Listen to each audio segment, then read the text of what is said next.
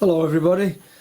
I've just knocked off my brake components and I've been fitting my fittings on my boiler. I've got the boiler fitted now, it's all piped up.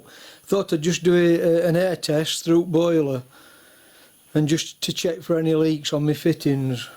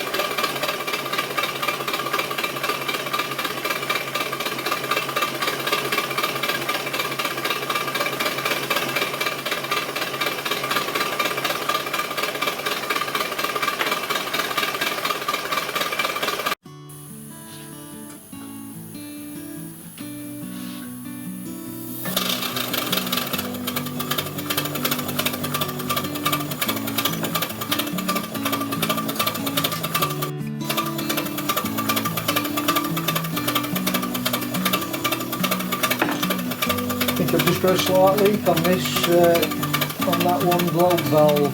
Just want to tighten it up. Oh, there's a little bit there, look. Other than that, that's it I think.